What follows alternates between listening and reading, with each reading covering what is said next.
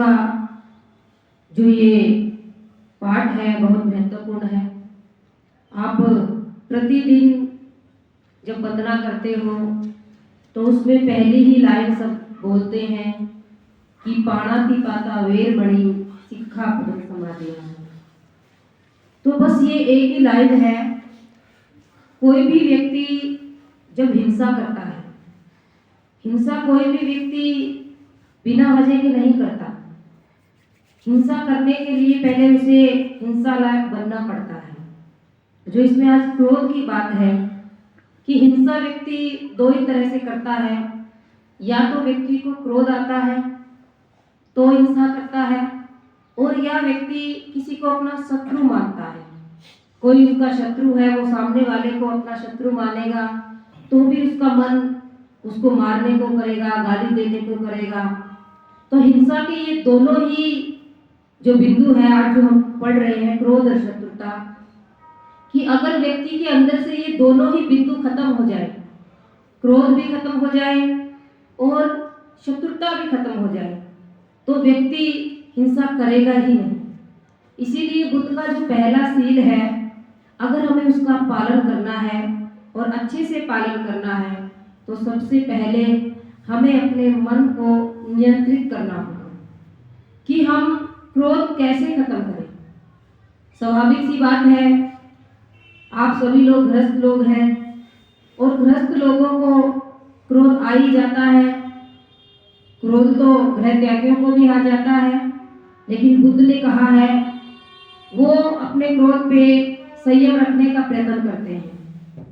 लेकिन जो गृहस्थ लोग होते हैं उनकी परिस्थितियां ऐसी होती हैं, कभी घर में बच्चे शरारत कर रहे हैं, कभी आपके अनुकूल कोई काम नहीं हुआ, कभी आप कोई काम जो कर रहे हैं, आपके आजीविका का साधन जो भी है उसमें आपको कोई घाटा हो गया। तो क्रोध के बहुत सारे कारण हैं, अनगिनत कारण हैं। जैसी परिस्थितियां बनती है, व्यक्ति क्रोधित कहीं और होकर आता है और वो गुस्सा कहीं और आकर निकालता है, और सबसे ज्यादा गुस्सा व्यक्ति अपने घर में ही निकालता है। आप देखते होंगे, आप रास्ते पे कहीं जा रहे हैं, जब आप रास्ते पे जाते हैं और सामने वाले का भले ही आपसे धक्का लग जाए तो आप उससे अकड़ के बात नहीं करेंगे, आप उस क्या कहेंगे, गलती हो गई है। लेकिन अगर यही बात घर में हो जाए, घर में थोड़ी सी भी कुछ बात हो जाए, बच्चे शरारत कर रहे हैं या आपके जीवन संगी से कुछ बात हो जाए या और किसी से कुछ बात हो जाए, तो हमारा क्रोध अपने आप बाहर आ जाता है। हम क्रोध ना भी करना चाहें तो भी क्रोध आ जाएगा। तो इसीलिए बुद्ध ने कहा है कि क्रोध हमेशा कमजोर व्यक्ति पर आता है। एक ताकतवर व्यक्ति कमजोर व्यक्ति पे क्रोध करता है। कभी भी ताकतवर व्यक्ति दूसरे ताकतवर इंसान पे क्रोध नहीं करेगा, क्योंकि वहां उसे पता होता है कि अगर मैं क्रोध करूंगा तो मेरा ही बुरा होगा। इसीलिए बुद्ध ने कहा है कि हमें कभी भी क्रोध को अपने ऊपर हावी नहीं होने देना है, और क्रोध को दूर करने का बहुत ही अच्छा उपाय है। जैसे आप सभी लोग घर में दूध गर्म करते होंगे, नहीं करते तो देखते भी होंगे। सभी को पता है कि जब दूध गर्म करते हैं तो दूध को आग पे रखा जाता है, यानी कि दूध को गैस पे रखा जाता है, चूल्हे पे रखा जाता है, जिस भी आप साधन पे गर्म करते हैं। अब जैसे ही दूध गर्म होता है तो उसमें सबसे ज्यादा आवाज शुरू में आती है सनसनाहट की, आती है ना। जब दूध गर्म होने शुरू हो जाता है तो सन सन की आवाज आएगी, हमें पता लग जाता है कि अब दूध ऊपर आने वाला है, अब दूध में उबाल आने वाला है। और जैसे ही दूध में उबाल आ जाता है, दूध ऊपर आ जाता है, तो क्या किया जाता है, या तो गैस को बंद किया जाता है या दूध को आग से उतार दिया जाता है। दो ही काम होते हैं, क्या करेंगे, या तो गैस को बंद करेंगे या दूध को आग से उतार देंगे। बस ये तीन ही चीजें हैं, आग, दूध और गैस। यानी कि आग हो गई, दूध हो गया और हमारा अपना नियंत्रण हो गया। अब हमारा मन क्या है, मन भी तो यही है। व्यक्ति को पता लग जाता है कि गुस्सा आ रहा है। आप मान लो घर में है, कोई बच्चा है, आप उसको बार बार कह रहे हो बेटा आराम से बैठ जा, वो नहीं मान रहा है, फिर कहोगे बेटा आराम से बैठ जा, नहीं मान रहा है, फिर क्या होगा? क्रोध आएगा। हमें पता लग गया कि हमें क्रोध आ रहा है, फिर हम थोड़ा चिल्लाएंगे, सुन नहीं रहा तुम, कितनी देर से कह रहा हूं आराम से बैठ जा, फिर क्रोध आया। फिर क्रोध जब आता है हमें पता लग जाता है कि क्रोध आ रहा है, फिर और ज्यादा क्रोध आएगा, फिर हम चिल्लाएंगे, गाली देंगे, और क्रोध कई बार तो यहाँ तक भी आ जाता है हम हाथ भी उठा देते हैं।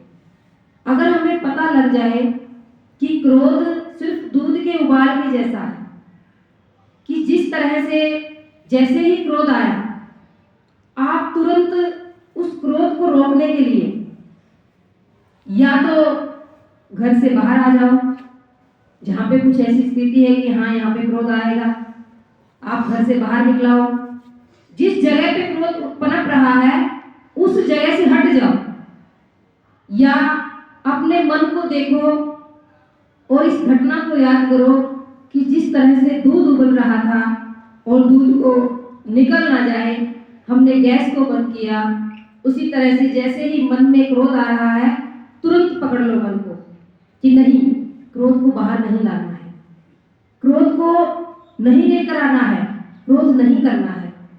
जिस समय हम सजग रहेंगे और सजगता में हम इस काम को करेंगे तो आप देखना, आप इस काम को करके भी देखना और फिर देखना कि हमें कितनी अंदर से शांति मिलती है कि जो क्रोध हमें बाहर निकालना था उस क्रोध पर हमने संयम कर लिया, उस क्रोध पर हमने काबू कर लिया, और फिर थोड़ी देर बाद हमारा मन खुद हमसे कहेगा, खुद हम सोचेंगे कि सही रहा क्रोध नहीं किया, खुद हम शांत हो जाएंगे। इसीलिए प्रबुद्ध उपासक उपासिकाओं, बुद्ध ने जो भी बातें बताई वो अनायास नहीं बताई, वो कोई हवा हवाई में नहीं बताई, अनुभव करके बुद्ध ने सारी बातें बताई। इसीलिए जो पहला सील है, जो पहला सील का पालन करता है और अच्छे से पालन करता है, उसके घर में सुख शांति बनी रहती है, उसके घर में सुख का वास रहता है। क्यों? क्योंकि उसे पता लग जाता है कि मुझे क्रोध नहीं करना है, मुझे गुस्सा नहीं करना है।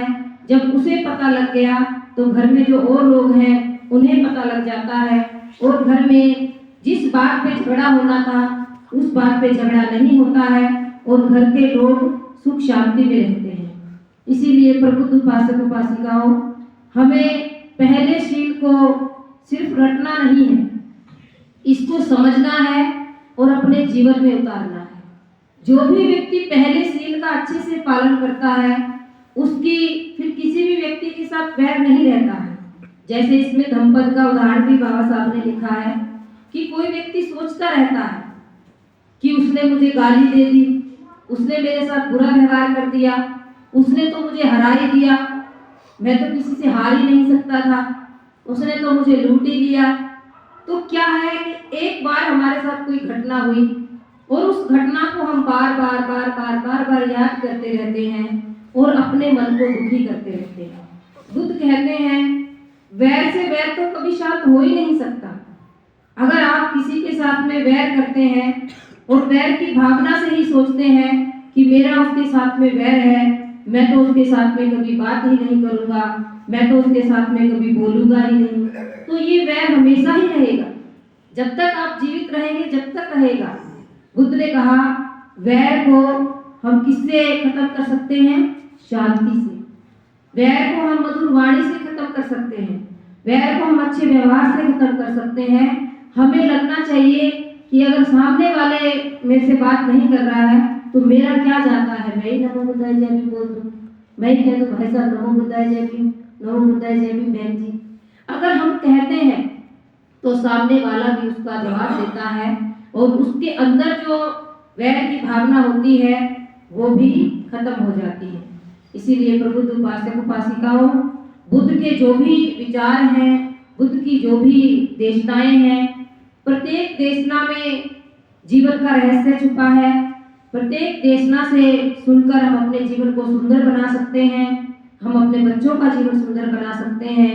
इसीलिए हम सब बौद्ध हैं और बौद्धों की यही पहचान होती है कि सबसे पहले वो अपना जो आचरण है उसको श्रेष्ठ बनाए, ताकि लोगों में उसकी एक पहचान हो कि हाँ ये बौद्ध व्यक्ति है, ये बुद्ध का अनुयायी है, इसीलिए ये श्रेष्ठ है, इसीलिए इसका व्यवहार अच्छा है, इसकी वाणी अच्छी है, ये किसी तरह का भी किसी के साथ कोई भी भेदभाव नहीं करता है, भेदभाव नहीं करता है।